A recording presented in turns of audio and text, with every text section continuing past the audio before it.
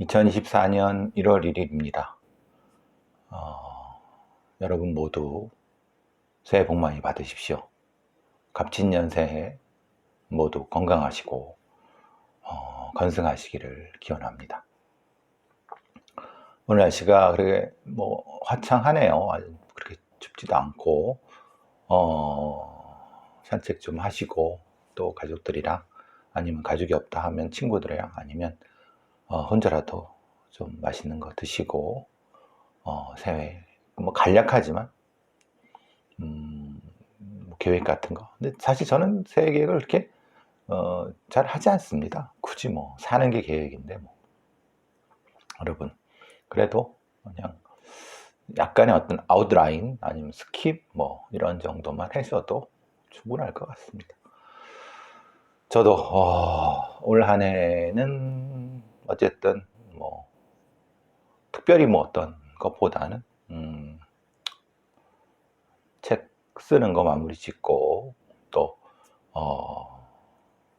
한 2권 정도 쓰는 거 마무리 짓고, 또 여러분 말씀드린 것처럼 또 올해는 결혼도 하고, 또 2가지 나머지는 방송 열심히 하고 유튜브 팟캐스트 열심히 하는 거, 그 외에는 딱히 없습니다. 또 이제 조금 더 건강을 좀 생각하고 그러겠습니다. 어제 보니까 김정은이 그런 얘기를 했어요. 이제 대한민국과의 통일 이런 건 그게 맞을 수도 있습니다. 맞을 수 있다는 것이 우리 한국의 젊은 세대들도 굳이 통일이 필요해? 이런 생각들을 많이 한다고 하더라고요. 저도 마찬가지입니다. 여건이 되면은 통일이라는 것이, 남북 통일이라는 것이 할 수도 있지만은, 굳이 무리하게, 예를 들면은 독일처럼 그렇게 서독의 경제력이 세서 그걸 동독의 그 피폐한 경제를 흡수할 정도의 그런 정도도 아니고, 여건이 그런 것도 아니라고 굳이 통일이 필요해? 그런 생각이었는데, 정세가 많이 변하고 있죠. 북한은 핵무기도 많이 가지고 있는 거로 추정되고, 그러니까 이제 일종의 자신감일 수도 있지만, 경제력 수준이야 우리 한국에 비해서 처참하게 낮죠. 이제 근데 어쨌든 그런 어떤 조건들과 아울러서 우크라이나 전쟁을 통해서 러시아와 무엇인가를 주고받음으로써 인공위성이라든 대륙간 탄도탄 기술이라든가 미사일 기술이라든가 군사 기술이 급격히 많이 상당히 수준이 올라오면서, 이제 그런 어떤 일종의 자신감이랄까, 그런 것과 아울러서 북한도 세대가 많이 변했죠. 한국과 북한의 이 비슷한 점은 젊은 사람들이 애를 안 낳는다고 하는 거. 저도 결혼 안 했으니. 어쨌든 그리고 그러면 북한의 젊은 세대들도 굳이 통일을 원하지 않을 수도 있는 거죠. 한국의 젊은 세대가 굳이 통일을 원하지 않는 것처럼, 그러면 결국은 북한 내부에 어떤 세대들의 인식의 변화가 분명히 있을 수 있다고 저는 생각을 하고, 꼭 지들이 알아서 하는 거고, 거기에 이제 우리 또 민경우 같은 애들 얘기 들어보고, 민경우라든가 주로 이제 수사파에서 전향한 애들, 전향이라는 게 수사파에서 이제 전향이든 변심이라고 하든 뭐라고 하든 마음을 바꿔서 구급화가 된 애들이 한국 내부에서의 어떤 이른바 소위 북한과 관계를 가졌던 혹은 갖고 있는, 그게 현실적인지 현실적이지 아닌지 모르겠습니다. 지금도 갖고 있는지 그건 모르겠습니다만은, 예를 들면은 경기 동부라든가 아니면 다른 어떤 여러 가지, 그게 다 진실이 아닐 수도 있습니다만은, 어쨌든 그런 내용이 민경우라든가 이런 애들한테, 김영하 이런 애들한테, 특히 민경우가 그냥 비슷하게 는 그런 비슷한 애들한테 노출될 정도면, 이미 한국 내부에서의 북한을 추종하거나 북한과 관련된 이미 다 드러난 부분이 분명히 존재를 하고, 그리고 그들의 효용성도 많이 사라졌다. 물론 민경의 말이 다 맞다고 볼 수 없습니다. 개소리, 쇠소리 하는 것도 있고, 사실 한국 내부의 민주화 세력들의 어떤 역량이라든가 이런 여러 가지를 간과하고 의도적으로 무시하고 이런 부분들이 분명히 존재하기 때문에, 어쨌든 제가 말씀드리고자 하는 건 시대가 변하고 사람들이 변하고, 그러니까 과거처럼 무조건 우리에서 오는 통일, 이거는 아닌 것 같다. 그러니까 한국에 있는 적지 않은 사람들의 이것이 좌든 우든 사람들의 생각도, 특히 젊은 사람의 생각들이 많이 변하고 있는 것 같고, 변했고, 북한도. 그러면 굳이 통일지상주의는 굳이 물론 헌법에 그게 있다 하더라도 우리가 사회적 합의를 좀 더 깊이 하면서 굳이 근데 북한 애들은 그거를 일종의 체제 경쟁보다는 이제 어떤 북한의 스스로의 어떤 존립 기반으로 삼으려고 하는 거, 그건 지들이 알아서 하는 거고. 이제 남한 내부, 한국 내부의 세대의 변화, 그리고 사람들 생각의 변화, 이런 걸 또 빠르게 세계 정세의 변화 이런 걸 통해서 우리가 우리 사회가 갈 길을 조금 더 깊이 숙고해 봐야 될 거다. 이런 생각을 좀 해봤습니다. 그거에 비해서 소위 말하는 국민의힘에 있는 애들의 기득권이라든가 민주당에 있는 애들 기득권이라든가 정치권에서 그거를 따라갈 만큼, 아니면 그것에 대한 큰 스킴을 짤 만큼 역량이 있느냐, 아직 그건 많이 좀 부족한 것 같아요. 조금 더 큰 차원의 해안을 가진, 그리고 그렇게 할 수 있는 사회적인 어떤 분위기가 됐으면 좋겠다. 그래도 그런 사람들도 많이 좀 나타났으면 좋겠다. 세대를 뛰어넘고 좀 더 우리의 미래를 적극하게 안목을 방향을 설정하는데 도움을 줄 수 있는 사람들. 이제 시대가 빨리 변하고 있습니다. 운동권 구구파, 아니면 그리고 북한 맹종파, 아니면 북한 경멸파, 이런 굉장히 많은 존재했지만, 이제 우리는 새로운 미래로 가야 될 것 같다는 생각도 들고요. 어쨌든 김정은의 얘기 듣고 여러 생각이 많았습니다. 뭐가 됐든 깊은 사회적 논의를 통해서 우리가 나갈 바를 좀 했으면 좋겠다는 생각이 듭니다. 어제 이제 한 해가 마무리 지는데 어떤 기자하고 여러 시간 동안 통화를 했어요. 이성균 사건이죠. 근데 이성균 사건 관련된 인터뷰 겸 통화죠. 이제 아무래도 여러 가지 상황에 대한 얘기도 하면서, 결국은 지금 매경이라든가 서울신문, 연합뉴스와 서울신문, 매일경제 이렇게 셋이나 이런 데 난 것처럼 지금 애기를 안고 협박범이 누구였느냐? 그러니까 그게 이제 이미 구속됐던 실장의 위층에 살고 있는 교도소 동기, 사기 전과가 있는 그런 애였다. 근데 왜 그랬느냐? 실제로 이제 여러 상황으로는 그 실장의 머리카락을 제공을 했다. 왜 그랬느냐?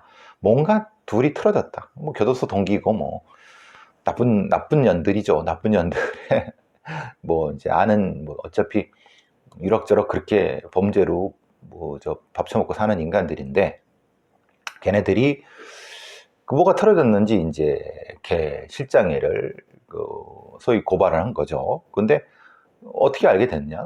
지 방에서 이제 당연히 오피스텔 거기서 약하고 그러는 거 뻔히 알 거 아닙니까? 그러니까 그걸 제보했고 구속이 된 거죠.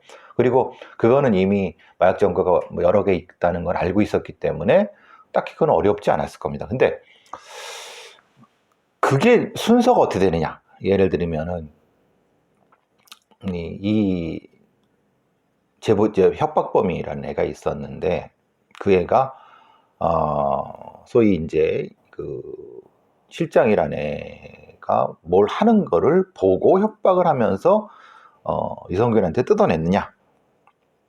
아니, 그거는 사실은 겉으로 나오는 거고, 그게 아니라 사실 다른 어떤 이유가 있었는데,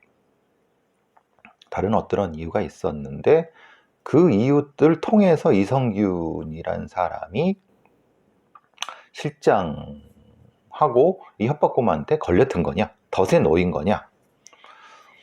그러니까 이게 사실은 이 사건의 핵심 부분인데요. 그러니까 서울신문이라든가 아니면 뭐 연합뉴스라든가 아니면은 이 매경에서도 그 얘기는 지금 안 하고 있어요. 예를 들면은 이 새 신문의 그 제목은 이거예요. 협박범을 알고 보니까 마약 제보자더라.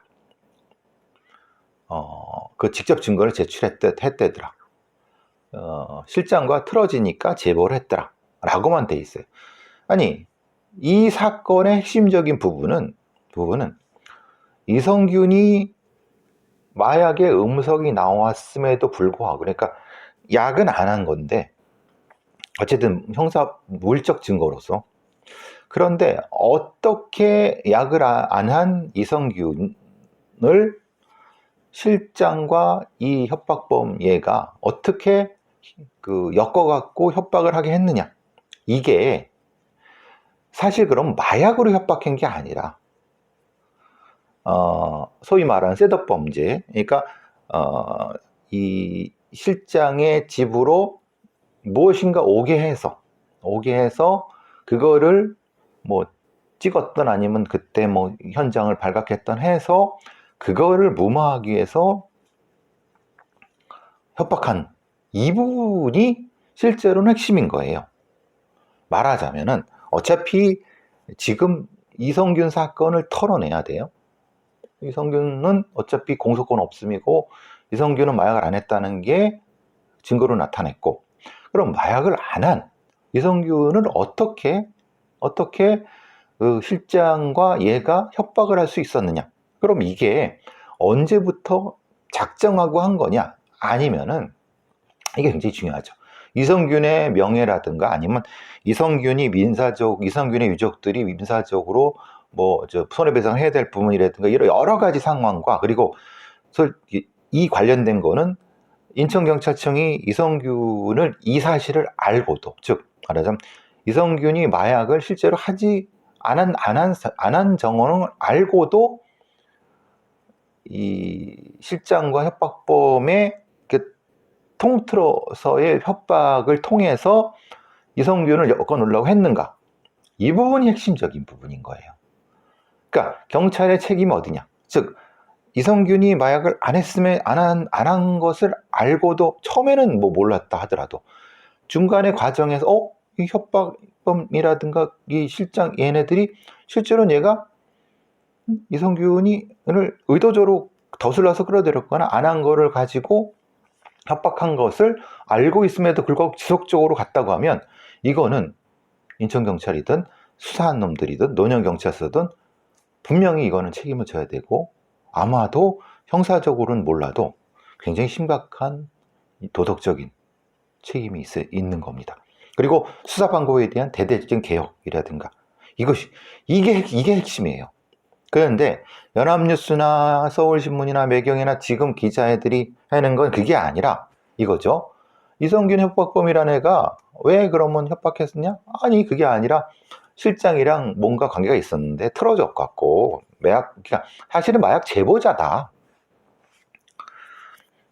그러니까 그럼 마약 제보자라고 하면은 협박범한테 정당성이 있는 겁니까? 정당성이 있을 수 있죠. 뭐 지랑 틀어져서 갖고 마약하는 애 제보를 했으니까. 근데 걔는 사기 전과범이고, 그러니까 그걸 통해서 뭔가 돈을 뜯어냈잖아요. 공갈 협박범이고. 그러니까 그걸 그렇게 말할 것도 아니에요. 핵심은, 그러니까 지금 따져야 될 핵심은 그게 아니고, 결국은 요 과정의 디테일한 형태의 타임 시퀀스, 즉 말하자면 실장과 이 협박범이 어떤 단계에서 이성균을 알게 됐거나 아니면 이성균이 어떤 이유로 그 오피스텔에 들어왔게 됐거나 아니면 그게 아니라 지금 오피스텔에 왔던 거는 CCTV를 통해서 확인됐다고 하면은 온 이유가 뭐냐? 사실 근데 지금 상황으로 봐서는 마약 온 이유가 마약이 아니는 거잖아요. 그럼 다른 이유 때문에 오게 한 거. 그 상황. 그 이유가 뭐냐? 그리고 그 과정에서 어떤 것 때문에 돈을 주게 됐느냐? 그럼 이 돈을 주게 된 건 제가 계속 말씀드리지만 사실 마약 때문에 준 게, 그러니까 뭐 이 향정 그것 때문에 준 것이 아니라 어쨌든 거기를 한 번 뭐 두 번이든 왔게 됐고 그 상황에서 그것을 일종의 뭐 불륜이든 뭐든 엮어서 이렇게 하려는 거 아니냐? 아니면 그걸 또 그러면은 애초에 이걸 알았다고 하면 그리고 이 상황을 얘기를 들어보면은 알잖아요. 그러면 근데 왜 이 상황을 초기에 알았을 수 있는 경찰은 이 협박범을 초기에 알았을 수 있어요. 애저녁에 즉 말하자면 애초에 이 협박범이 이 김 실장을 고발하고 근데 그 과정을 보면은 알잖아요. 얘가 전과도 있고 고발한 애고 이 관계인데 이랬어. 그 과정에서 뭐 이것저것을 이성균 관련된 걸 이렇게 하다 그러면 협박 얘기 나오니까 연결 금방 할 수 있잖아요. 그 과정에서 사실은 그게 아니라 얘들 둘이 뭔가를 한 거네 얘한테. 이걸 몰랐다고 하면 등신들이고 경찰 애들이. 그러니까 알고도 계속 그랬다고 하면 이건 문제가 있는. 그러니까 요 부분이 핵심인데. 근데 이 연합뉴스는 협박 사건을 덮으려 제보했다는 거예요. 그게 무슨 말이죠? 협박 자기가 누구한테 이성균한테 협박을 한 것을 덮으려고 이 얘를 넣었다는 거죠. 그게 덮여지나요? 협박한 게 어떻게 덮여지나요?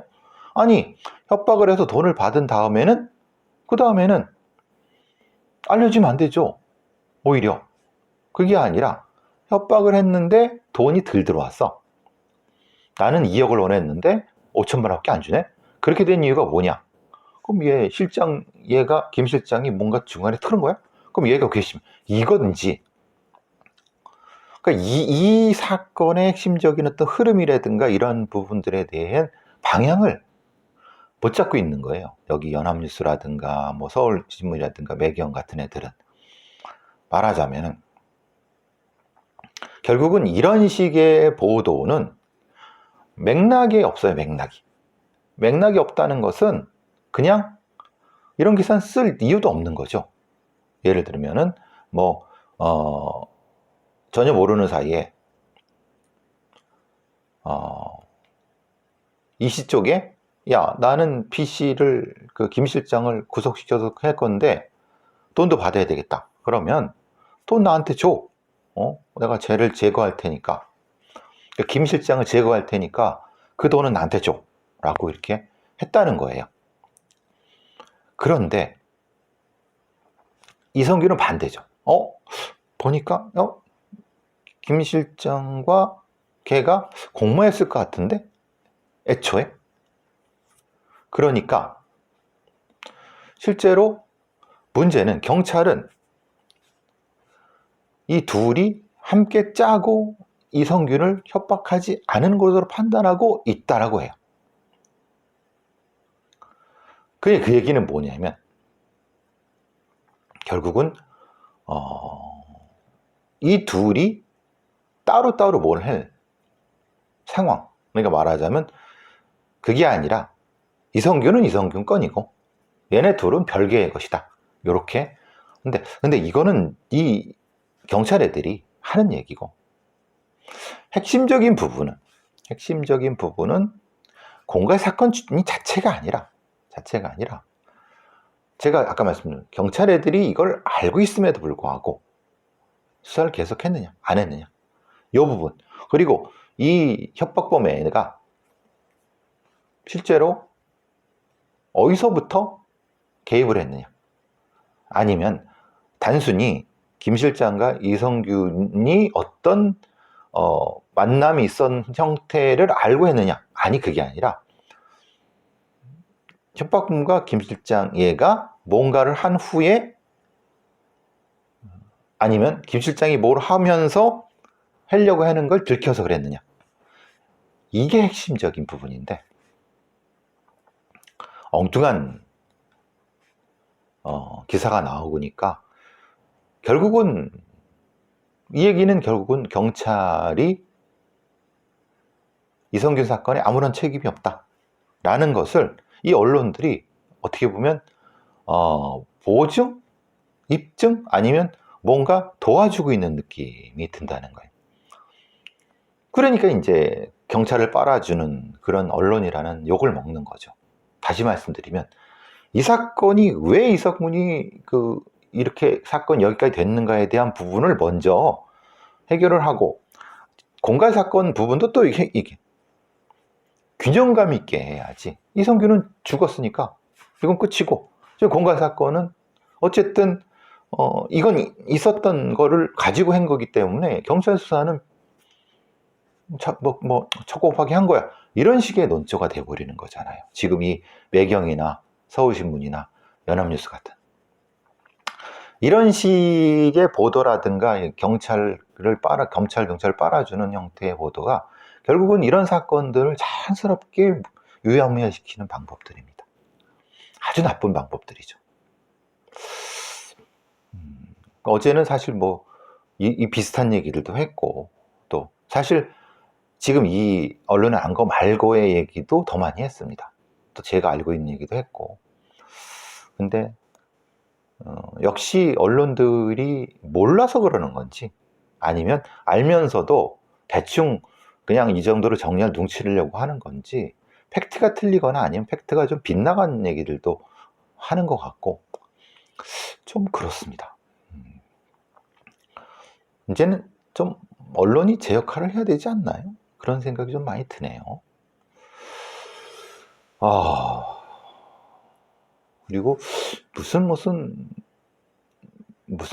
무슨 밤나무집 아저씨? 이런 얘기를 잠깐 들었어요. 사실 그때는 지나가면서 한 얘기 같은데, 저도 그냥 소문? 제가 있죠, 페레시스라는 말씀 드렸었죠. 제 그 방송 앞쪽에 보시면 페레시스라고 하는 혈장 교환술입니다. 혈장 교환술이라는 거죠. 혈장을. 글쎄요. 저도 명확한 어떤 단서나 증거가 없기 때문에 별로 말씀드리기는 애매하지만, 그런 어떤 애들이 있나 봐요. 제가 말씀드렸던 박유천 사건 때도 비슷한 건 있었잖아요. 사실 저는 사실 모른 척 했는데, 조금 더 실체가 드러나면 그 부분도 조금 더 여러분한테 알려드리도록 하겠습니다. 아직은 그냥 떠도는 얘기일 뿐이고, 페레시스는 있는 거니까 실체가 잘 모르겠어요, 아직은. 논산 성폭행 강간 중학생 놈이 형사공탁을 1,000만 원을 했고, 또 반성문 일합시고 피해자한테 이 편지를 보냈는데, 어떻게 보면 이걸 뭐라고 하나, JTBC가 보도했는데, 얘는 진짜 질적으로 굉장히 나쁜 놈입니다. 굉장히. 그래서 얘는 사실 10년, 장기 10년, 단기 5년이지만 얘는 이렇게 처벌받을 애가 아닙니다. 얘는 최소한 20년 이상을 처벌을 받아야 됩니다.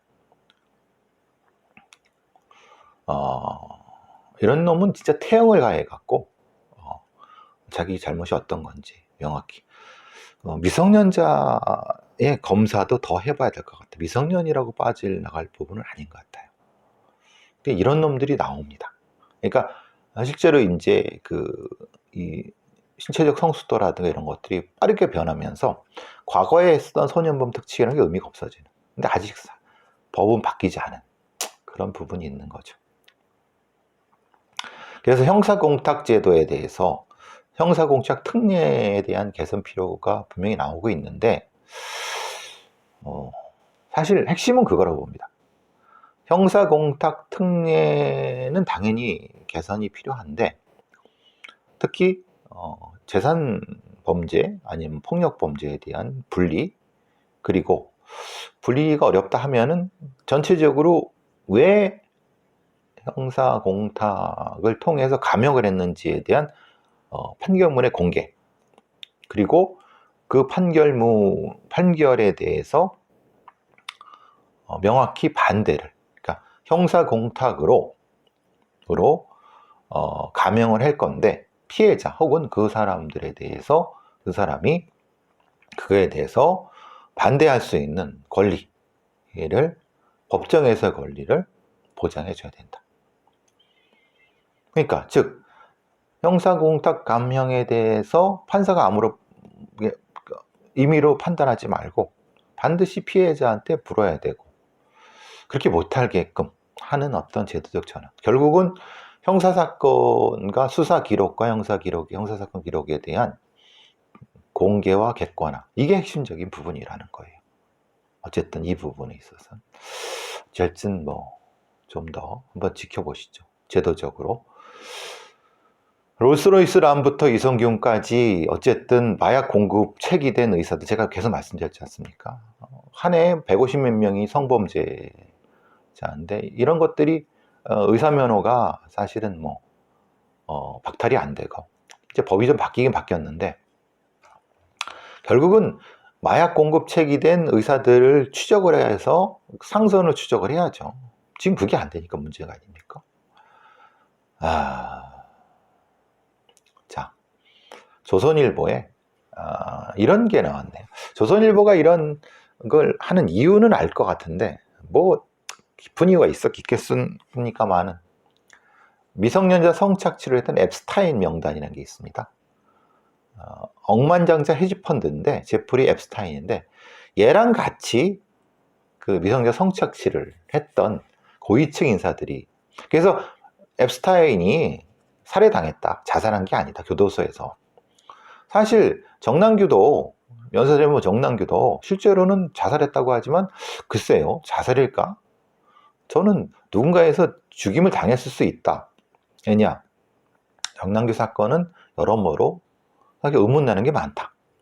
정남규 사건을 지가 잡았다고 떠들어대는 놈들도 있다고 하는데 웃긴 소리입니다. 정남규는 피해자 오빠나 피해자의 아버지가 격투 끝에 잡았습니다.